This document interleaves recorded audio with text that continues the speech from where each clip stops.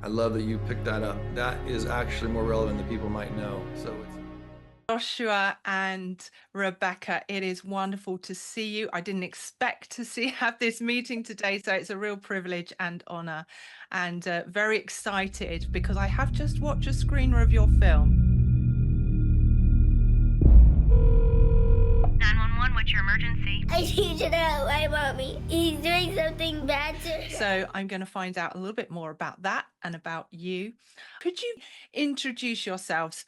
Who are you? Yeah, thanks for having us. We're really glad to be here. So I'm Josh Weigel. It's my wife, Rebekah Weigel. We produced and wrote the film together, and I directed the movie. I don't know who's the kind of salesman of this. Give me your 60-second elevator pitch for your film. Yeah, she's great at this. This all started with her anyways. So. Yeah, we're just so honored to be able to tell this story, but this is such an incredible story. Happened here in Deep East Texas, where 22 families in a small rural church stepped forward and cared for 77 children. They adopted 77 children from the local foster care system and cleared the foster system in their area. And it really just shows the power of the church, the power of community, and what we can do when we really step forward and answer the call to care for the orphans and the widows in our communities. Fantastic. It is an amazing film, an amazing story. And it's called Sound of Hope, isn't it? The story of Possom Trot, which Right. did stump me to begin with. So, because I was thinking, who is Possom Trot? But it is more like, what is Possom Trot? So, do you want to explain a little bit about that? Sure. Yeah. I mean, it started as Possom Trot. That's the name of the region where this all happened. Excuse me. So Possom Trot it's an area in East Texas, like Rebecca said, that's not an official city or town, but it's been there for generations. And so we titled the film Possum Trot just to capture that. And then when we got together with Angel Studios, there had been such impact with Sound of Freedom and all that that issue deals with. And we talked a lot about how the foster system is a big part of that crisis, the child trafficking crisis. And there's so many other areas in society that the foster system is connected to. And we really wanted to continue the impact that that film had made. We felt like this is a really good opportunity to be a part of dealing with issues that affect these families and kids that are in crisis. And so since so many kids in America, it's 70 to 90% of the children who are trafficked have spent time in the foster system. So we felt if we can deal with that issue, especially as believers, if we can get in there and get involved, then we're going to be affecting the prison population and the homeless population and child trafficking and all of these things. So Sound of Hope, the title was born out of that. It was a real desire to continue the work that Sound of Freedom had started in a sense. And we've been working on this for 8 years, and we learned a lot along the way about this issue. And so it felt like the right strategy to just try to keep that going. Wow, I think that's awesome. But you, I believe, have got two adopted children. Is that correct? Yeah. Can you tell us a little bit about why you started down that process and, what that experience has been like for you and how you then transitioned from that experience to perhaps, putting your attention into this Yeah, I film? think as believers, from the time we were married, it was always something we wanted to do. It was just a timing issue of when can we make this happen? And so in 2013, we adopted two of our children. So we have three biological children, and we added a sibling set. And it's been the most meaningful thing we've ever done, actually. I mean, it's definitely been one of the most challenging, but it also just changed our lives for the better. It changed our family for the better. And it's really what inspired this story, because it changed our lives so much that we really wanted to inspire others, inspire other churches to get involved, because we really saw the power of love, the power of family, and how it can transform our lives for the better and the children's lives for the better. And we know that the church is the solution to this crisis, and that if we all step forward and answer that call, that we could eliminate this crisis worldwide. The state ain't no family. You think about that. We got churches on every corner.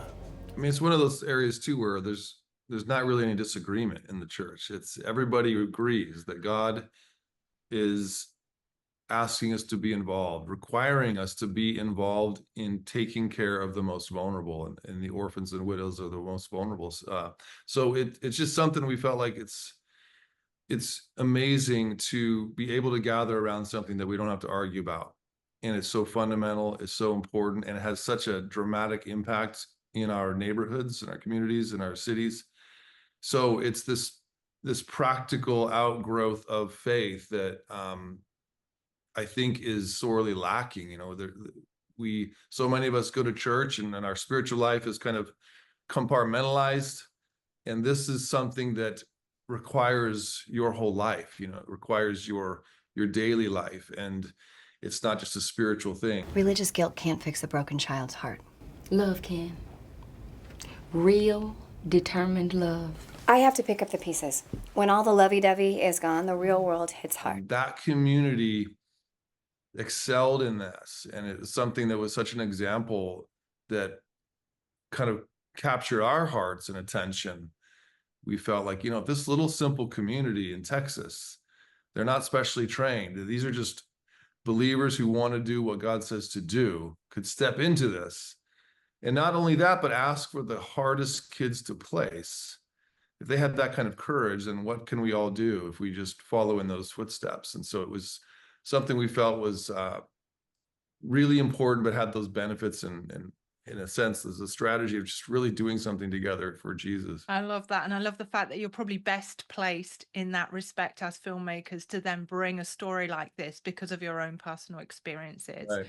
But can I ask, from that kind of film sense, I know as a filmmaker myself that we have a bit of creative license, and that's partly because you cannot get, 10, 20 years, whatever, compacted into 2 hours of screen watch time and really tell an effective story. So can you tell us, people always want to know, how much is it true to life, the story, Right. and how much have you had to adapt it or input any creative license? Well, I'll tell you, this was a story that had been attempted a number of times by the film industry, faith-based film industry, let's say. And it was so challenging that it never got off the ground, really. And so when we heard this story, we were struck by what you're always struck with: a whole community, 22 families take on 77 of the hardest kids.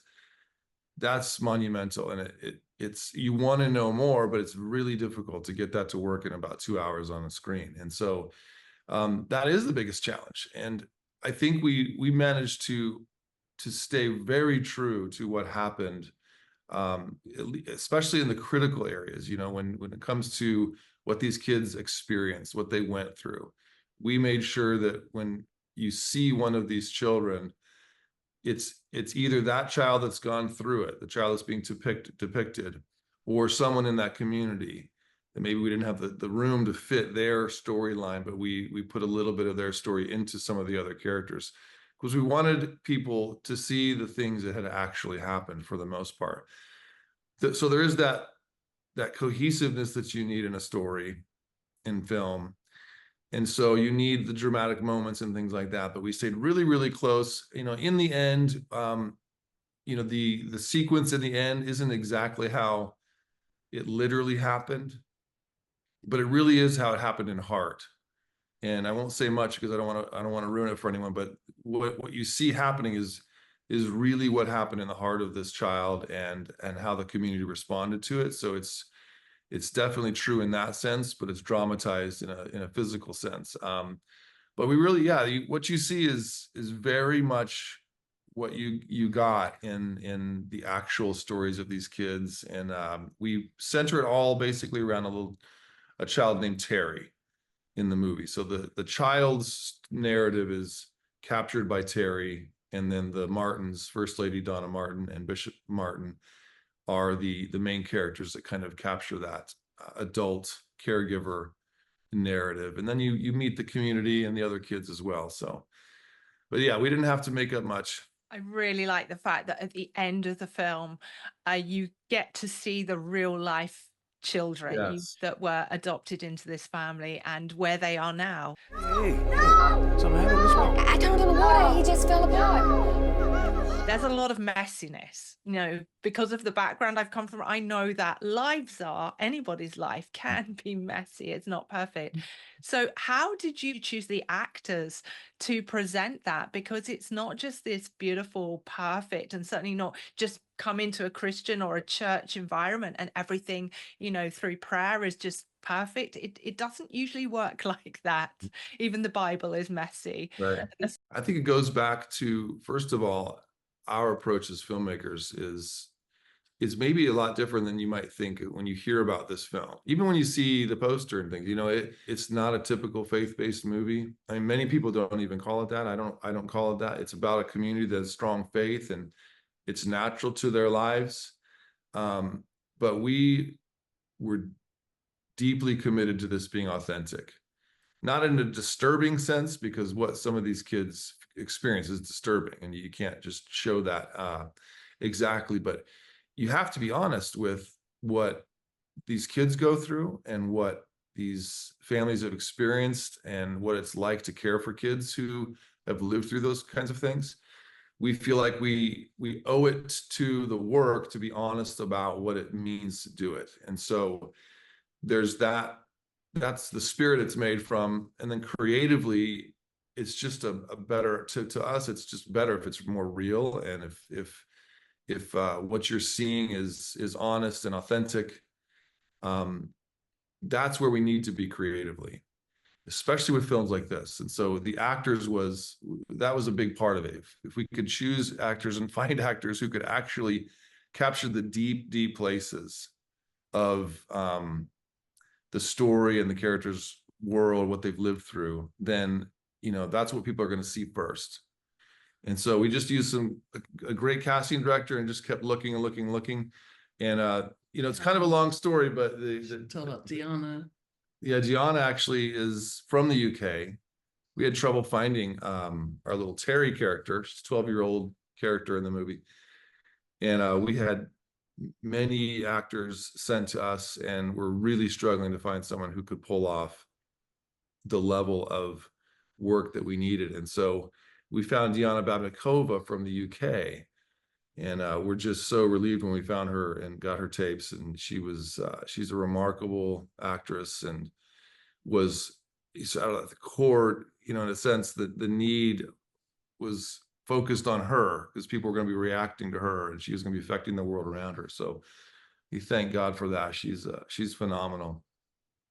Yeah, all of our actors were just incredible. And Nika King too, like playing the lead, Donna Martin. I mean, she personally has a strong faith. And so to be able to see her just really pray with such authentic prayers and she wasn't acting because she really felt a lot of these things. She was acting, but it made a huge difference to really have a couple of our leads that really had strong faith as well. So, Demetrius Grosse was amazing. Elizabeth Mitchell, they brought it to such a new level that we're just so pleased with their work.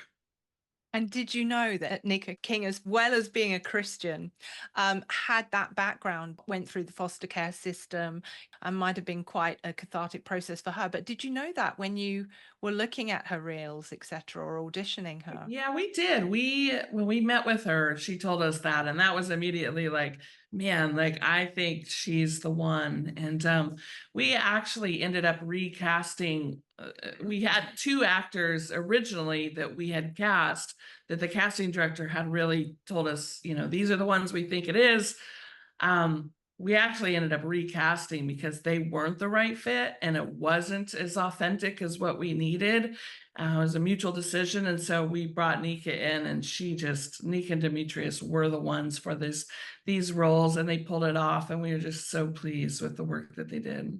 Without warning, I want to love like Mama did. Adoption? How we gonna do this? How then did you take these beautiful actors that you felt were going to be the right role, and then stylistically and with that sensitivity that you probably needed to recreate those very emotional kind of scenes? Because they always say, don't they, don't work with animals or children. And you worked with a lot of them. So how did you manage to draw that out of the children in a way, and stylistically sort of approach that? So I had a director friend tell me that, you know, you can't hope to get more out of the children on set than you did in the auditions. And so I went into it with that advice, and that's partly why it was so difficult to find the kids. I mean, there's a lot of kind of Disney styled child actors out there, unfortunately. And these kids have talent, but it's just, they haven't figured out how to tap into it yet. And so, you know, with Diiana, it was visibly, you know, viscerally there. She was very, very connected, and the talent was obvious. And so we actually worked with her just a little bit through some honing, and I knew how deep she needed to go. And so she just kept working with us until she got to that place. And once we saw it in her work in the auditions, I mean, I was confident we would get there on the set and in the way that we needed to. And she's very directable. And that's the thing about all these actors, is they don't just come with their way of doing it. They were all very willing to work with the story and what I was looking for, and how these characters are going to experience what's on the page. And so I think it's really just making sure that, especially with the kids, that they've got that talent and they know what to do with it. They can access it, you know, before you get to the set. You know, it's all on the line in those moments, and you don't have a lot of time to work on it and get it right. So she just was that strong, and that's what we'll continue to look for. So did you have any moments where you thought, oh, what am I doing? I don't know how to make this scene work. You know, that maybe your faith was stretched in any kind of way? You know, this is a story where it doesn't have all the clear visual sort of eye candy moments where you might come out as a director and you know, find some really interesting way to get into it. So a lot of it was like, how do we take these real life situations, these real life scenes, and make them interesting, and make sure we're not always just coming into a scene with heavy dialogue and you know, just really simple setups, and we need people to feel engaged. That started with the writing. We wanted to make sure that we brought in a lot of different kinds of scenes, really to fill out these people, make them relatable, make sure people enjoyed them and enjoyed the world that we were in. And then it was, yeah, just wrestling through, you know, how are we gonna do this in a unique way? Because a lot of them are kind of similar scenes, people talking, people having issues and dealing with life. And so we just kept adding elements that might break it up and make it more interesting. And then the actors were so talented that it didn't take too long to work on that part. You know, we could make adjustments very quickly. And so, yeah, but there was definitely scenes where you're not sure if it's even going to work or hold your attention until you're in the edit bay and you've got music to it and you finally see it come together and you breathe a sigh of relief, because all those elements make the difference. I was thinking that back, and then breathe. I can relate to that. So And were there, these two too, I'll say the independent film world is just a very difficult world to create in, because you just have no margin for error. And we had lost 7 days of filming on the first 2 actors, and we couldn't get that back. It wasn't like we could just add another 7 days. That money was spent, and there's just a lot to it. So it's really difficult to create with this kind of situation and adjust to problems. It's a big studio movie. You can adjust to a problem. You need another week. Oh, well, we'll do another week. But that was another challenge. It created a lot of sweat on our end, you know, trying to figure out how we're going to roll with these punches and have a cohesive story that works in the end. Time to carry on. And then the kids started coming with stories that just tore at your insides. for doing something almost nobody else would. Having been on many film sets, I know what it's like. No day goes exactly as you expect it Right, to, or you right. hope it to. There are always twists and turns, and especially when God just comes up with something that you didn't expect. He has kind of like the trump card. But you must have had some funny or embarrassing Yeah, moments. it felt daily.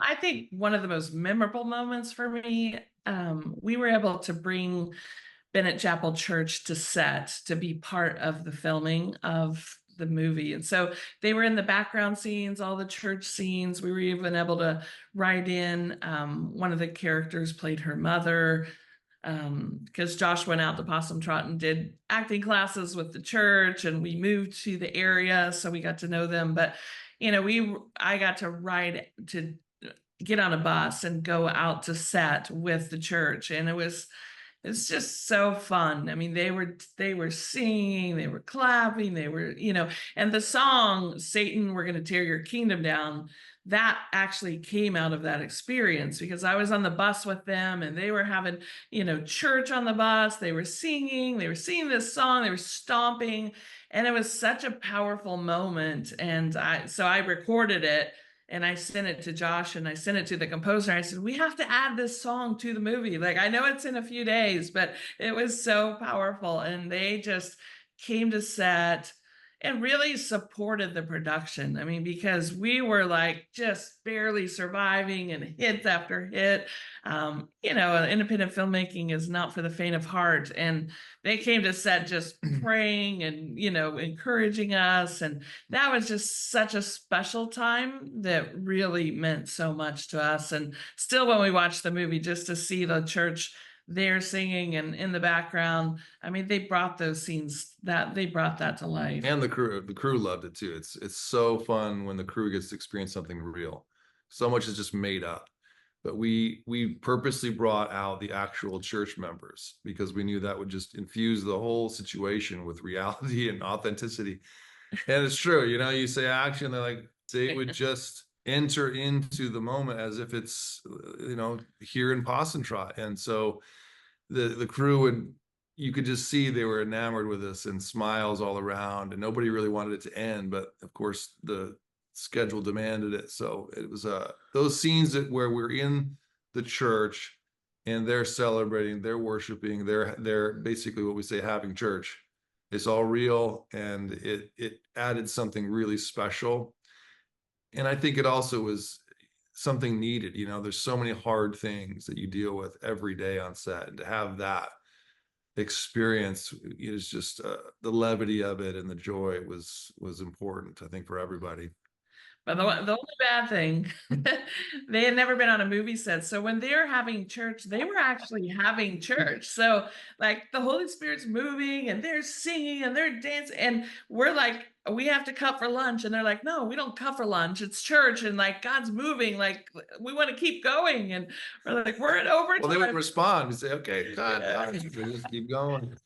Or times when you're filming, you're getting silence on set, because what people see is we have the noise that's added extra quite often. That was very different. Like, we chose not to do that. Normally, when you see a scene like you're saying, where there's a lot of voices or a lot of singing, it's actually silent. There's nothing going on. You want to hear the main characters, or add those sounds later so that you can manipulate it and move it around. And we said, let's take a chance with this. And we recorded on set. It's all production. And I did create some challenges in post, but nothing we couldn't get over. And so you're actually hearing the real worship, the real cheers, the real people who are not actors. I mean, these are people actually, just doing what they do. Love it.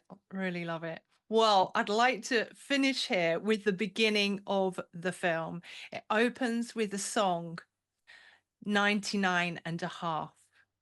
And I just wondered if you could kind of let us know, what do you hope the outcome for the audience of this film could be? And what is the relevance of that song? I love that you picked that up. That is actually more relevant than people might know. So it's a classic song, and it's powerful. And that version of, there's many versions of it, but that version of it, it's all about giving your all 100% of your life to what God wants you to do. And that one in particular centers around John the Baptist. And so it's something I wanted to set the stage with spiritually, just this sense that giving part of our life or responding to kingdom work partially while we're on this world, in this world, in the natural, isn't enough. You know what it says in James? I do know. I've got a Bible. What we have to do is come with everything. This is what Jesus said. You don't lose your life for my sake. That's the level of commitment that we must have. And so it's just layered in there. And my hope is that believers around the world who manage to see this film or are reminded of this issue, think about that God isn't asking us to do what we want to do. We're asking us to give as much of ourselves as we're willing to give, and then he'll be okay with that.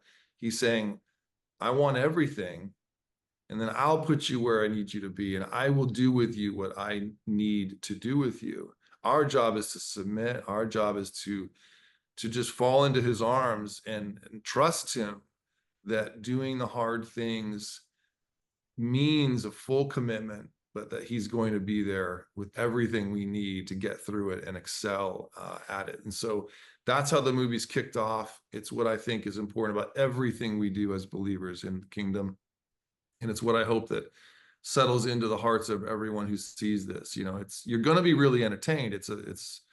We made the movie so that you'd enjoy a movie. It's not work, but it is going to challenge you with some things. And I think we need a reminder right now. There's kids suffering, and we are the best answer to this problem.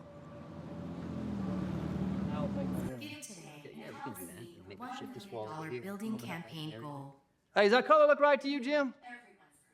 Oh, no. Brand new projectors better be. What I really want is that whole wall there. Just blow out that back wall. Screens, I don't want to redo all that. Maybe blow it out. Just move that up. Mark, you got a minute, my brother? WC, good afternoon. I left messages, but I never heard back. Yeah, I'm sorry, been swamped. Well, I don't want to bother you with too much, but we've come into some needs, Pastor. Okay, well, what's going on? Kids keep coming, and that's put a strain on people, something fierce. And the house is getting worked now. I got one mother, she's a single mother. She needs a new sewer line, and I just ain't got it right now. You took on a heavy burden, WC. So why can't you? Lord, if we could just come together on this, Too much. I'm not going to turn everybody's life upside down. we can't come at it like that. You know what it says in James? I do know. I've got a Bible. Jesus through us in those situations. We are his eyes, we are his ears, we are hands, his feet, everything. So we want to represent him with everything in us, and we're asking everyone to consider that as well. It is messy. It is a journey, but thank you so much for sharing it with us. Thank you. Thank you. It's been great talking to you.